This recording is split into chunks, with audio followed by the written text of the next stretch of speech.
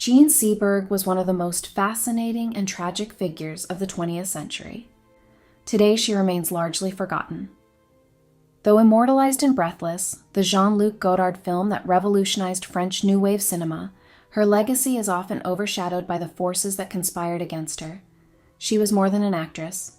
She was a humanitarian, an activist, and a woman of fierce conviction.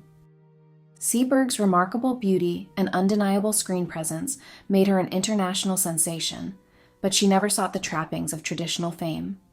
Instead, she used her platform to fight for civil rights, racial equality, and social justice, becoming a prominent supporter of the Black Panther Party. But in doing so, she attracted the wrath of J. Edgar Hoover's FBI, which spied on her, harassed her, and orchestrated a smear campaign that shattered both her reputation and her fragile mind.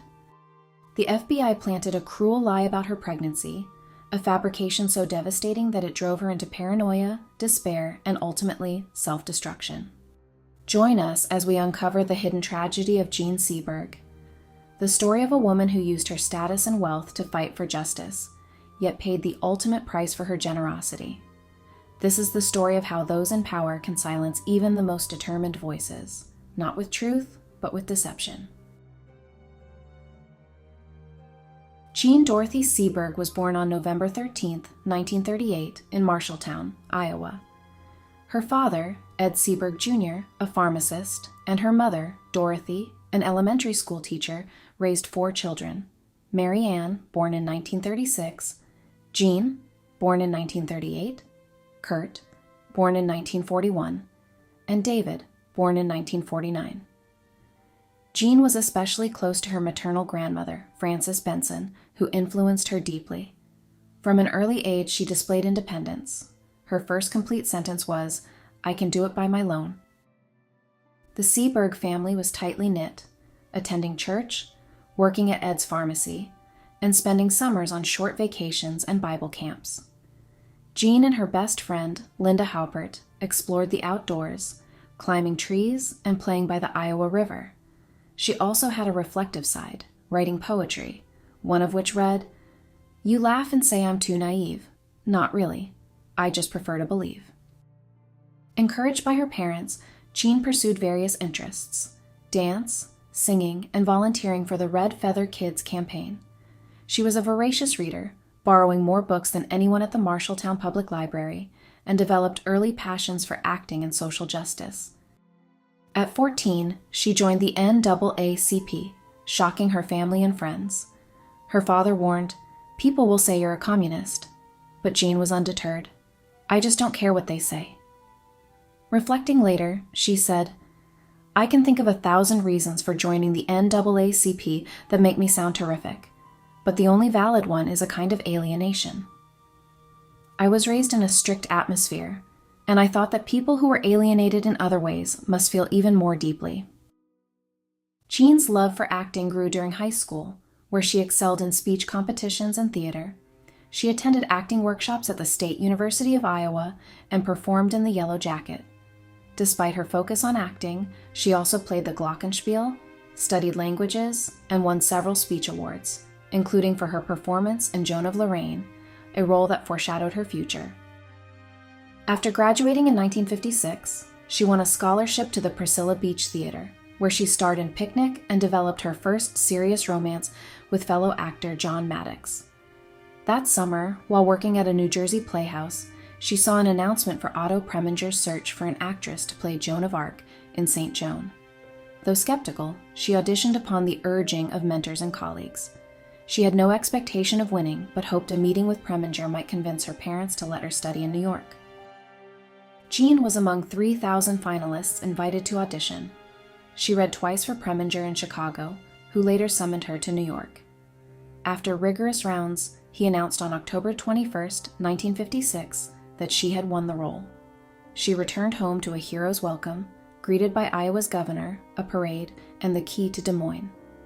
On her 18th birthday, she flew to London for filming, with a stop in Paris, where she met Ingrid Bergman, her idol. On set, Preminger kept Jean isolated, micromanaging her every move. During the climactic burning at the stake scene, a mishap caused flames to engulf her, leaving permanent scars on her hands and stomach. Some suspected Preminger orchestrated the incident for publicity, though he denied it. Despite the ordeal, he cast her in his next film, Bonjour Tristesse, and back home, Jean prepared by taking swimming lessons and studying French. The Saint Joan premiere on May 12, 1957, was met with harsh criticism, with many blaming Jean's inexperience. Despite this, she moved forward with Bonjour Tristesse, a film about a teenage girl, played by Jean, whose carefree relationship with her father, David Niven, is disrupted by his new fiancée, Deborah Carr. To improve her French, Jean lived with co-star Mylène de Mongeau, with whom she became close friends.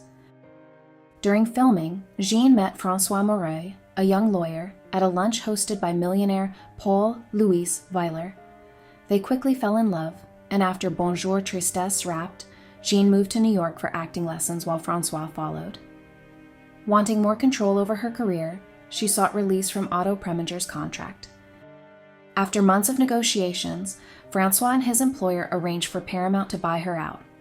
Preminger's final remark to Jean was, "I have sold you." He never cast her again, passing her over for roles that made other actresses stars. Jean and François married on September 5, 1958, but their differences soon surfaced. She resisted the role of a traditional housewife, while he preferred a nightlife scene she detested. Meanwhile, she struggled professionally until Columbia cast her in the comedy The Mouse That Roared, 1959, which became a surprise hit. She moved to Los Angeles for acting classes, while François, inspired by the French New Wave movement, pursued filmmaking. In 1959, François introduced Jean to Jean-Luc Godard, who cast her in Breathless, despite the lack of a full script or budget. Shot on the streets of Paris with a handheld camera, the film was unconventional, and Jean's wardrobe was largely store-bought. After filming, she returned to Los Angeles and realized she had married François for the wrong reasons. Later that year, François visited Jean in LA, where they attended a dinner party hosted by the French Consul General. There, Jean met novelist and war hero Romain Gary, who soon became her confidant and, later, her lover. François returned to Paris but suspected their growing relationship. When confronted, Jean refused to end the affair. With Breathless's release in 1960, Jean became one of Europe's most sought-after actresses, second only to Brigitte Bardot in salary. She took on new roles in Playtime, Time Out for Love, and The 5-Day Lover. While also becoming a fashion icon, her short haircut was widely imitated. However, fame brought scrutiny, and the pressure weighed on her. François suspected she was having a breakdown and had her hospitalized. Afterward, she returned to Iowa, where she informed her family of her impending divorce. On September 20th, 1960, Jean was granted a divorce on grounds of cruel and inhuman treatment, though François contested it in France, citing adultery and naming Romain Gary in the suit. After her divorce, Jean and Romain moved into a lavish Parisian home. She accepted a role in Congo Vivo, filming in the Congo, where she contracted amoebic dysentery. Following the mysterious plane crash that killed UN Secretary General Dag Hammarskjöld, the crew fled to Rome to finish shooting. The film had little impact, but Jean's focus was now on Romain rather than her career. Back in Paris, news of their affair spread, drawing criticism in Iowa. But Jean had an even bigger secret. She was pregnant. To avoid scandal, she and Romain kept it hidden, and on July 17, 1962, she secretly gave birth to their son, Alexander Diego Gary. Meanwhile, she starred in the French Style, The Big Swindler, and Lilith with Warren Beatty, a challenging co-star. Lilith earned Jean a Golden Globe nomination. On June 20, 1963, Jean and Romain attended a private White House dinner, where Jacqueline Kennedy discreetly warned Jean against marrying him, saying, "They lose all interest in you once they do." However, Jean ignored this advice. Months later, Leslie Blanche divorced Romain, clearing the way for Jean. They married in Corsica on October 16, 1963, and 10 days later, Alexander was officially born. Now known as Madame Gary, Jean balanced high society life with her career, starring in films like Backfire, Moment to Moment, and A Fine Madness. By 1966, her marriage with Romain had evolved into a father-daughter dynamic. While living in Europe, she remained engaged with U.S. social issues, admiring Joan Baez and Bob Dylan and sympathizing with anti-draft activists. While filming Revolt in the Caribbean, Jean discovered lumps in her breasts, undergoing surgery for benign tumors. Soon after, she reluctantly agreed to star in Birds in Peru, Romain's directorial debut, despite a clause in her contracts prohibiting nudity. The production was chaotic, and Jean felt degraded by the role. She later confided, "I married him for security, but it turned out the opposite way." The film was a disaster. Initially banned in France, it was later granted release, but the damage was done. Jean was horrified by the final cut, feeling humiliated by Romain's vision. Critics were equally harsh, with one stating, "If we remember that Jean Seberg is Romain Gary's wife, we shall fully measure the depths of the abyss into which he has fallen." Under the new MPAA code, it became the first film to receive an X rating. Following the fallout, Jean and Romain separated. She traveled to the U.S. to film Paint Your Wagon and accepted a high-paying role in Pendulum. Before filming, tragedy struck. Her younger brother, David, was killed in a car accident on March 24, 1968. David had taken a friend for a ride after working on his car when he lost control and crashed into a ditch, killing them both. Rumors swirled about drag racing, but the cause remained uncertain. Jean immediately flew home to grieve and later invited her parents to Washington, hoping the change of scenery might ease their pain. Washington, however, was in turmoil. Just one day after Pendulum began filming on April 3rd, Martin Luther King Jr. was assassinated, triggering riots across the Capitol. With the city in chaos, production briefly continued before being deemed too dangerous. The cast and crew relocated to Los Angeles to finish the film. The state of America weighed heavily on Jean. In a letter to Vonnie Becker, she lamented, "The indifference of the white population is almost total. Instead of improving conditions in the ghetto, they are buying arms to defend themselves. You get the impression of being in a profoundly sick country that doesn't believe in its illness." To Margaret Ronan, she wrote, "Cataclysmic changes are taking place in American life, but we made them happen, and we have to learn to live with them." Her awareness of racial injustice deepened in Los Angeles, as did her opposition to the Vietnam War. At a Beverly Hills party, she spent 2 hours by the pool listening to journalist Pete Hamill recount his experiences in Vietnam. Shaking her head, she asked, "It's all connected, isn't it? Vietnam, the oppression of Black people in America, all of it." When Hamill pressed for clarification, she elaborated, "If we were fighting a war against the Swedes, we wouldn't be doing these things. But because it's Orientals, we can do anything, like Hiroshima being bombed instead of Berlin." Jean became increasingly involved in social justice. She supported Jim Brown's Negro Industrial and Economic Union, which helped establish Black-owned businesses and provided aid to those in riot-ravaged Watts. She also spoke out against the Vietnam War, publicly supporting Dr. Benjamin Spock's anti-war activism. Quietly, she set up scholarships in Marshalltown to help young men attend college and avoid the draft, which at the time exempted students in higher education. In June, Jean flew to Oregon for Paint Your Wagon, where she bonded with her co-stars, particularly Clint Eastwood. Their discreet affair quickly became serious for Jean, though Eastwood had a well-known reputation for fleeting romances. She fantasized about a future with him, unaware that she was far more invested than he was. Rumors of the affair soon reached Romain. At 5 a.m. one morning, he stormed into the house where Jean was staying and demanded to see her. Eastwood was summoned, and Romain challenged him to a duel. Eastwood refused. Romain left in a bitter mood, and soon after, he and Jean agreed to end their marriage. She was awarded custody of Alexander, though Romain insisted he be educated in Europe. Jean's hopes for a lasting relationship with Eastwood were quickly dashed. He ended the affair abruptly, leaving her heartbroken. At a time of profound personal and political change, she met a man who would have a lasting impact on her life. Hakim Jamal. Born Alan Donaldson in 1931 in Boston's ghettos, Hakim Jamal had a troubled past marked by crime, drugs, and alcohol. Inspired by Malcolm X, he found purpose in activism, later founding the Malcolm X Foundation in Compton.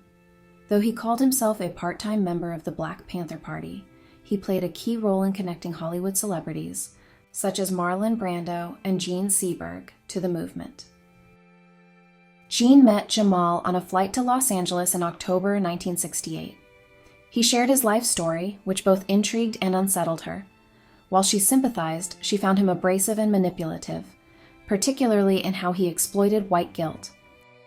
On October 22, 1968, a fire partially destroyed the Malcolm X Foundation headquarters. Though deemed an electrical accident, Jamal insisted it was a bombing. Jean read about the fire and reached out, offering financial and personal support. Fearing for his wife and 6 children, Jamal accepted. Jean sought help from Sammy Davis Jr. and arranged for Jamal's family to stay in Lake Tahoe, but after an incident involving a racist switchboard operator, she decided they should leave. Renting a Cadillac, she drove them back to Los Angeles, later claiming 5 police cars followed them the entire way. Jean invited Jamal's family to stay at her Coldwater Canyon home, believing she could prove not all white people were hateful.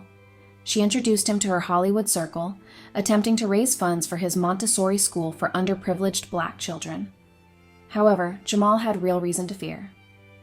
By 1968, the FBI's COINTELPRO operation had infiltrated most black activist groups, sowing division and surveillance. The Black Panther Party, founded in 1967 by Bobby Seale and Huey Newton, rejected nonviolence, advocating for armed self-defense against police brutality. By 1968, the Panthers had thousands of members nationwide and were heavily targeted by the FBI. After Newton's manslaughter conviction, protests erupted, with Free Huey demonstrations gaining support from activists of all races. A white liberal group, Friends of the Panthers, organized a fundraiser for Newton's defense, where Jamal introduced Jean to Seale. She admired the Panthers' free breakfast program for impoverished children and made a generous donation, the only time she met Seale. In November, Jean returned to Marshalltown for Thanksgiving. While there, a reporter from France Soir interviewed her. She spoke candidly about racial injustice, her support for Jamal, and Operation Love, a new initiative aimed at showing minorities that not all white people were blue-eyed devils. Frustrated with racial inequality, she admitted that if Jamal were killed, she would understand Black Americans' anger, even suggesting she might take part in violence, though she did not believe it was the solution. The published article sensationalized her words under the inflammatory headline, "Actress Jean Seberg menaced." In the United States, she harbored a black man and his family, the cousin of the assassinated extremist leader Malcolm X. Over time, Jean became disillusioned with both Jamal and his Montessori school, realizing her efforts had little impact. She shifted her focus to the Black Panther breakfast program, a move that enraged Jamal. Feeling betrayed, he vowed revenge. In December 1968, Jean returned to Paris to spend Christmas with Romain and Alexander. Without warning, Hakim Jamal arrived in January 1969, a visit that did not go unnoticed by the FBI. His file soon included a recommendation. It is suggested that the Crime Records Division place information with a reliable press contact regarding actress Jean Seberg's relationship with Abdullah Jamal. A press release was drafted, insinuating that their warm reunion in Paris and brief trip to London suggested a deeper relationship beyond friendship or activism. Jean soon returned to Los Angeles to film Airport, a high-stakes drama about a man attempting to blow up a plane. The role came with the biggest paycheck of her career, $150,000 plus $1,000 a week in expenses, but the film ultimately left her unfulfilled despite its box office success. While filming, she hosted a fundraiser for Jamal's Montessori school and continued her financial support for the Black Panther Party, covering hospital bills and childbirth costs for women in need. By then, her Coldwater Canyon home had become a meeting place for Panther members, further heightening her visibility. Friends noticed her increasing paranoia. she felt watched both by the Panthers, who questioned her sincerity, and by the FBI, which would soon begin investigating her. Producer Ross Hunter later recalled Jean making panicked 3 a.m. calls, terrified. On some nights, she fled her home, too afraid to sleep alone. Still, she persisted in her activism. On May 14, 1969, she gave Jamal $5,000, which he deposited in City National Bank. FBI reports estimated that by then, she had contributed at least $10,500 to the Panthers. By June 1969, amid growing conflict between law enforcement and the Black Panthers, an FBI official recommended placing Jean under active investigation. The Bureau's campaign against her had begun. On December 2, 1969, Jean traveled to Mexico to film Macho Callahan, a Western later described as a mess. The film was forgettable, but what happened off-screen was not. By mid-January, mine workers in Mexico were on strike, and on January 20th, the government sent paratroopers to crush the protests. Sympathizing with the workers, Jean donated money to their cause. According to her FBI file, rumors soon circulated that she had an affair with a protester named Carlos Navarra. After filming, Jean returned to Paris and briefly rekindled her relationship with Romain. Soon after, she discovered she was pregnant. Though legally separated, she was still Mrs. Romain Gary, making him the assumed father. The FBI, however, had other plans. After misinterpreting a wiretapped conversation between Jean and Black Panther member Raymond Hewitt, agents mistakenly concluded that Hewitt, rather than Romain, was the child's father. On April 21, 1970, Jean confirmed she was 4 months pregnant. 6 days later, Richard Wallace Held, the FBI agent overseeing COINTELPRO's operations against the Panthers, sought approval to leak the false information to Hollywood gossip columnists. On May 6th, J. Edgar Hoover personally approved the request, stating, "Jean Seberg has been a financial supporter of the Black Panther Party and should be neutralized." The smear campaign went into motion. The false story was leaked to Los Angeles Times gossip columnist Joyce Haber, known for her sharp and often ruthless reporting. She published the piece as a blind item, but Jean's identity was unmistakable. The consequences were immediate. Jean, already under stress, spiraled. In August, she accidentally overdosed on sleeping pills. Fearing for her fragile pregnancy, Romain had her transferred to a hospital in Switzerland. As she recovered, Newsweek published an article explicitly claiming her unborn child was not Romain's, but that of a Black activist she had met in California. The damage was irreparable. On August 20, 1970, Jean, unable to sleep from the stress, went into premature labor. She was airlifted to Cantonal Hospital in Geneva, where doctors administered sedatives to stop the contractions. Despite their efforts, on August 23rd, she gave birth by a C-section to a baby girl weighing just over 3 pounds. Still groggy from medication, Jean later claimed that several Black Panther associates visited her hospital room. According to her, they attempted to take her money and credit cards. One even pressed a gun into her hands, possibly to obtain her fingerprints. Whether this was reality or a hallucination brought on by trauma and sedatives, those close to her believed something deeply unsettling had occurred in that hospital room. On the morning of August 25, 1970, Jean and Romain's daughter lost her battle to live. They named her Nina Hart Gary, Nina after Romain's mother and Hart after John Hart, Jean's ancestor and a signer of the Declaration of Independence. Jean returned to Marshalltown for Nina's funeral on September 18th. In an act of defiance against the rumors surrounding her pregnancy, she invited a photographer to document Nina's body, determined to prove the child had white skin.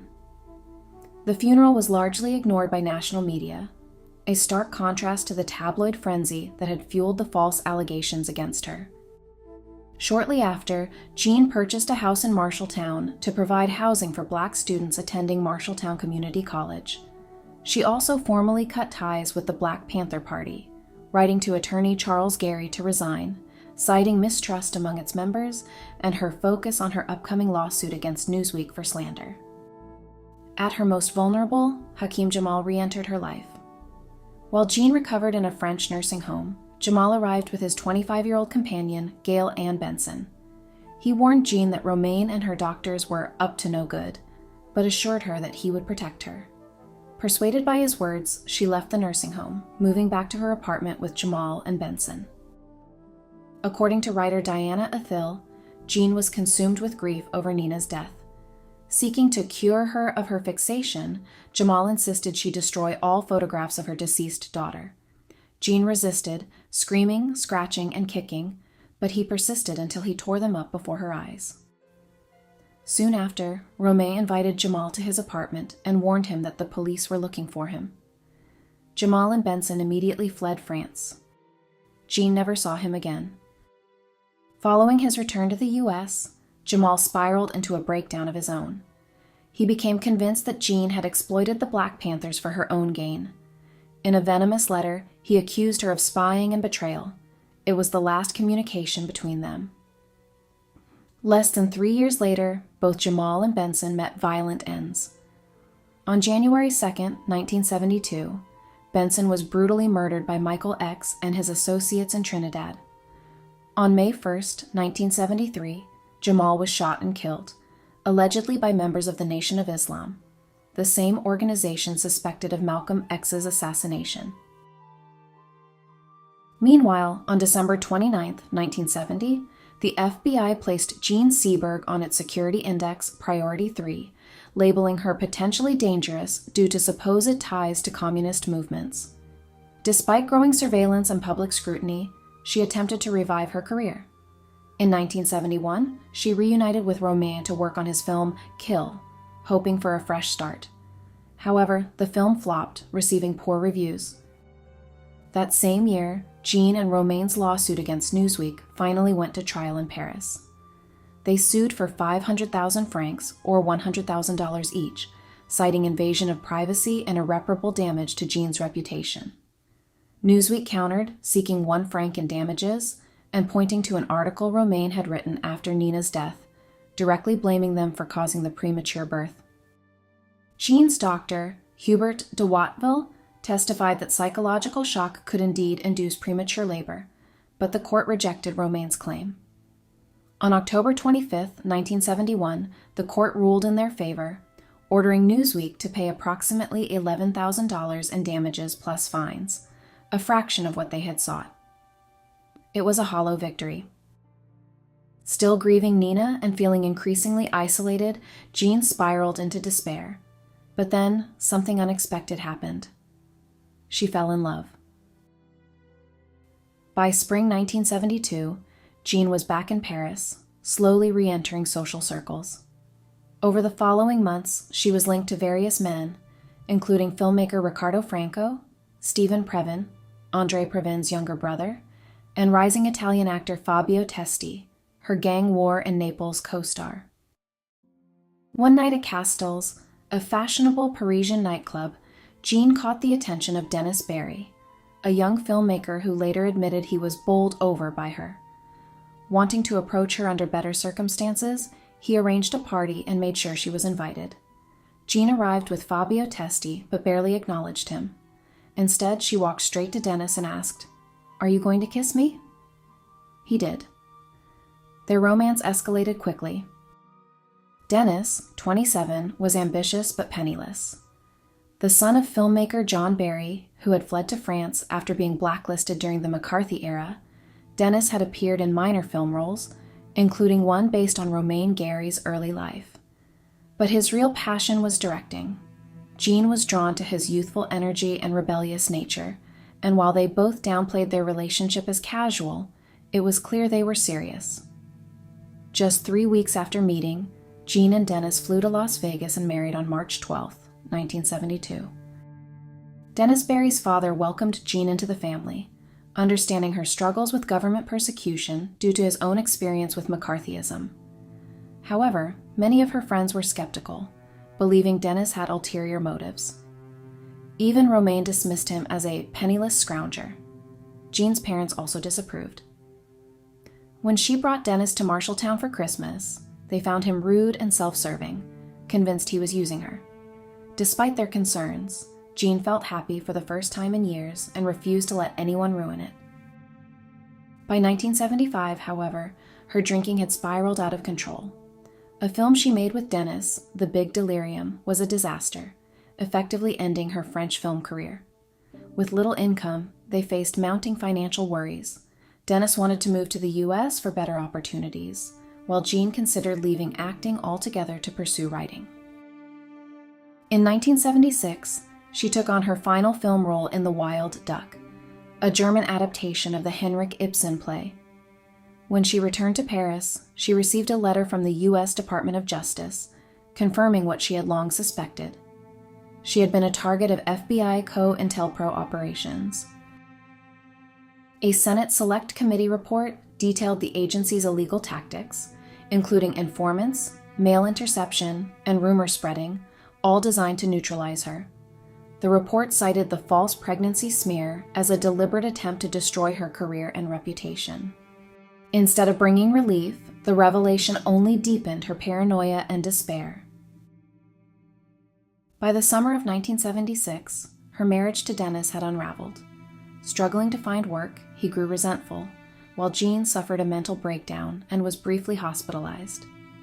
Hoping to mend their relationship, Dennis took her to a private beach near Bonifacio, Corsica, where they vacationed and briefly reconciled. With no film work, Jean turned her focus to helping drug addicts on the streets of Paris. She stopped to talk to them, urging them to seek help, slipping a few francs into their hands, hoping it would buy a meal rather than another fix. However, rumors soon spread that she was using drugs herself, a claim Romain and their son vehemently denied. While she took prescription medication, it was always under medical supervision. In August 1977, Jean suffered a devastating blow. Her beloved grandmother, Frances Benson, passed away. Unable to face seeing her lifeless, she refused to return to Marshalltown for the funeral. Financial hardship compounded her grief. So dire was her situation that she was forced to sell the house she had purchased for Black students in Iowa, a decision that haunted her. Her marriage to Dennis continued to deteriorate, with their fights turning physical. Dennis wanted to move to Los Angeles, believing it would revive his career, but Jean warned that if he left for California, their marriage would be over. He left anyway, making their separation official. In March 1978, Jean checked herself into a clinic for rest and observation. Doctors urged her to quit drinking and regain her health, so she enrolled in a supervised weight loss program. 6 weeks later, she emerged thinner and seemingly revitalized, celebrating by cutting her hair short, a nostalgic nod to her breathless days. She also filed for divorce from Dennis. However, extreme dieting had taken a toll. By summer, her health declined, and she began avoiding her family. When her parents invited her home for a reunion, she refused, asking her sister Mary Ann to lie and say she was too busy filming. Jean remained intensely engaged in world affairs, shifting her focus from the Black civil rights movement to the Arab world, particularly the complex relationship between Algeria and France. In February 1979, she flew to Algiers, claiming she had been personally invited by Algerian Foreign Minister Abdelaziz Bouteflika. She told friends that he sent her flowers and gifts, and even believed she might become Algeria's First Lady. But when she arrived, Bouteflika reportedly showed no interest in meeting her. He had political ambitions, but Jean Seberg was not part of his plans. After 2 days, Algerian authorities ordered her to leave the country. Devastated, she returned to Paris, suffering yet another breakdown. Romain Gary, deeply concerned, asked Dennis Barry's mother, Gladys, to check her into Père Vaucluse, a notorious psychiatric hospital described as a snake pit. There she was surrounded by homeless people, drug addicts, and alcoholics. After a month, she was released. Doctors recommended further treatment in a private hospital, but her worsening financial situation made it impossible. Even Romain had stopped supporting her, later confiding in his first wife, Leslie Blanche. The anxiety was too much to bear. It was either her or me. Jean's mental health remained fragile. Director Philippe Garel later claimed she had undergone electroshock therapy, believing it had left a tragic and irreversible impact. By spring 1979, Jean had relapsed into heavy drinking after a brief period of sobriety. Around this time, she became entangled with Ahmed Hasni, an Algerian she met through his uncle, Abdelkader Hamadi. Jean often dined at Hamadi's restaurant, La Medina, though Hasni later claimed they met on a flight from Geneva to Paris. Ahmed, who knew of Jean through her films, may have deliberately targeted her for financial exploitation. Described as a charming con artist and habitual liar, he claimed to be 29 but was closer to 19. He reinvented himself depending on the situation, posing at various times as a professional soccer player, an actor, and the son of a wealthy Algerian merchant with political connections. In reality, he had a reputation for seducing women before robbing them.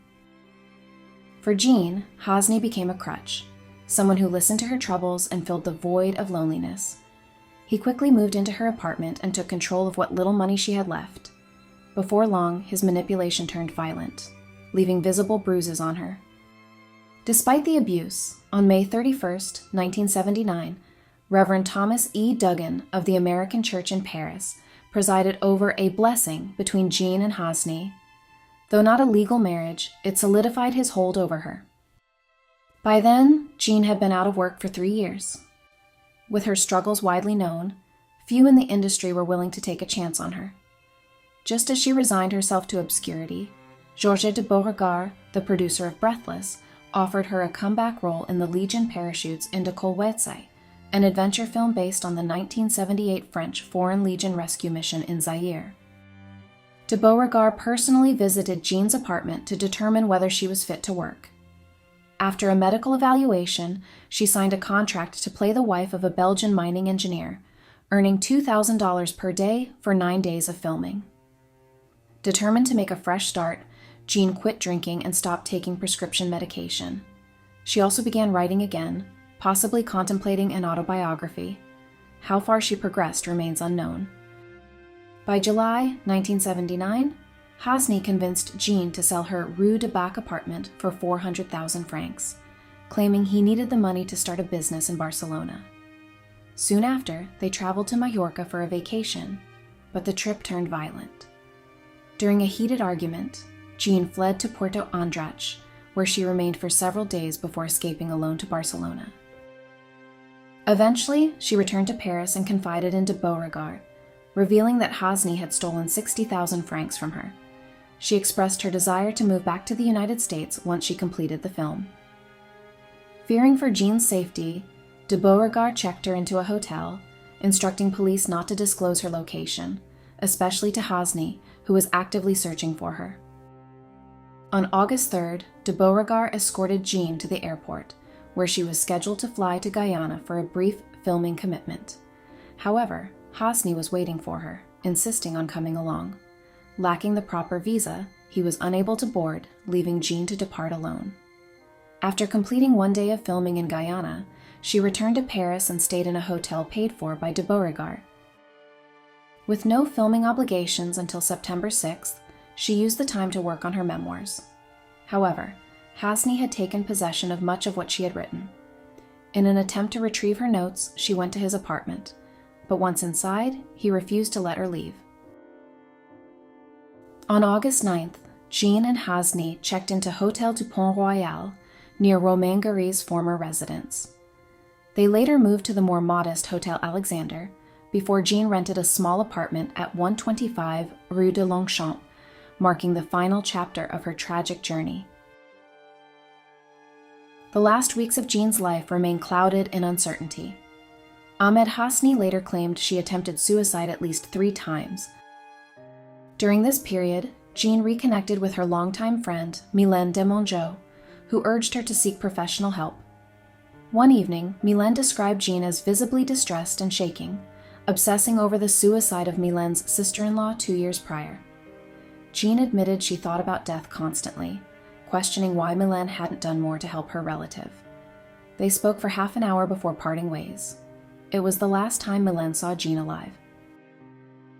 On August 27th, Jean visited Dr. Michael Rothman, complaining of severe insomnia.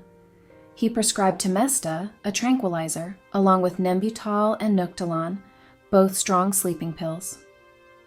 2 days later, on August 29th, her friend Marion Bouillet called at 8 p.m. about a broken stove in Jean's apartment. She called back at 11 p.m. and Jean answered, saying she and Hasney had just returned from seeing Claire de Femme, a film adaptation of Romain Gary's novel, starring Yves Montand and Romy Schneider. The film deeply upset Jean. She had desperately wanted to play the role of Lydia, believing it was based on her own life, and felt humiliated when it went to Schneider instead. For years, Jean had resented Romain for using their relationship as material for his books. The call ended at 11:30 p.m. Sometime after, Jean and Hasney went to bed. In the early hours of August 30th, 1979, Hasney alerted police that Jean and her car were missing. 10 days later, on September 8th, 1979, Jean's body was discovered in her Renault on Rue de Général Appert, just 3 blocks from her apartment. 2 policemen noticed a bulky object wrapped in a blue blanket wedged between the front and back seats. When they opened the door, they found Jean's decomposed body nearly unrecognizable. A note, written in French on blue stationery, was addressed to her son, Alexander. "Forgive me. I can no longer live with my nerves. Understand me. I know that you can, and you know that I love you. Be strong. Your loving mother, Jean." In the United States, the press immediately reported her death as a suicide. While most news outlets expressed sympathy, no one informed Jean's family directly. Jean's sister Marianne was working in her yard in New Jersey when a neighbor mentioned hearing about Jean on the radio. Panicked, she turned it on and learned that Jean was missing. Desperate for details, she called the Philadelphia radio station, where she was eventually told that Jean had been found dead in her car. It was Marianne's husband who had to call their parents and break the news. Meanwhile, Alexander, vacationing in San Francisco, first learned of his mother's death on television. He watched in horror as footage of her lifeless body covered by a sheet played on the screen. While many of Jean's closest friends remained silent, Hasney eagerly spoke to the media. He repeatedly described her past suicide attempts, emphasizing that Claire de Femme had triggered her depression. He openly claimed the film was the story of Jean and Romain, insisting that watching it had pushed her over the edge. On September 10th, Romain Gary held a press conference at his French publisher's office, with Alexander standing beside him. With red eyes and a breaking voice, he publicly declared, "It is not Claire de Femme, a film that has nothing to do with Jean Seberg's life, that indirectly caused my son's mother's death. It is the FBI. Jean Seberg was destroyed by the FBI." Romain Gary agonized over whether to make Jean's FBI files public. He claimed she had struggled with the same dilemma, torn between exposing the truth and not wanting to be seen as anti-American. But in the lobby of Gallimard, Romain made his choice. Holding up documents from Jean's FBI file, he revealed the 1970 smear campaign to reporters, declaring, "From 1960 to 1969, I lived day and night with a perfectly normal woman. Neurotic, perhaps. Movie stars have fragile nerves, but healthy. After this incident, she became psychotic. She was obsessed with the death of her child." No American journalist attended the press conference, and French newspapers dismissed his claims, with one publication mocking, "Gary no longer knows what to do to stay in the spotlight." Then, just one day after Jean's funeral on September 14th, 1979, the FBI made a stunning admission. They confirmed that they had fabricated and planted the false rumor about Jean's pregnancy in 1970 to discredit her. The news exploded worldwide. CBS News dedicated 3.5 minutes to the revelation, while the New York Times and several British and French newspapers published in-depth reports. FBI Director William H. Webster, desperate to salvage the Bureau's reputation, publicly vowed, "The days when the FBI used derogatory material to combat advocates of unpopular causes have long since passed. We are out of that business forever." But for Jean Seberg, it was too late. While it was officially determined that Jean took her own life, many who truly knew her doubted it. In the months that followed, both Parisian authorities and the French public began to question the official narrative. On June 25, 1980, nearly a year after her death, The Paris prosecutor's office officially reopened Jean's case. Their primary suspect? Ahmed Hasni. Romain Gary filed 2 charges.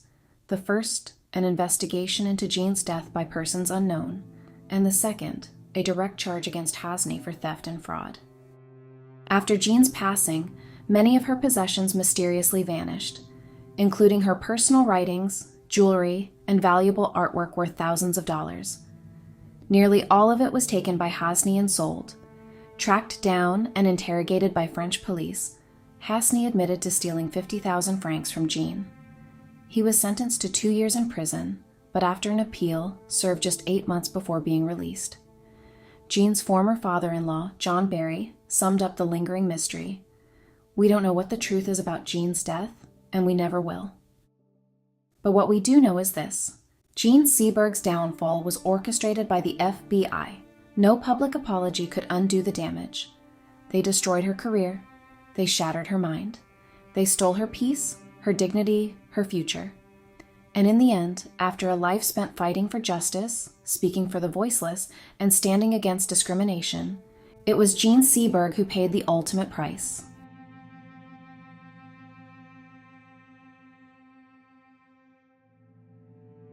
So, what do you make of Jean Seberg's tragic and short life? Did you learn something about her that you hadn't known before? What are your thoughts on her activism, her unwavering dedication to the Black Panther Party, and her efforts to uplift marginalized communities? And what about the FBI's relentless harassment? Did their extreme measures to discredit her shock you, or does government overreach no longer come as a surprise? I'd love to hear your thoughts. So drop a comment down below and let's keep the conversation going. And if you enjoyed this video, don't forget to like, subscribe, and hit that notification bell for more deep dives into history's most extraordinary figures. There are now over 20 deep dives on this channel exploring the lives of remarkable men and women throughout history, and I'd love to cover more of your choices. Let me know if there's anyone specific you'd like to see featured in a future video. Your suggestions help shape this channel. As always, thank you for watching. Until next time, keep seeking the stories that move your soul.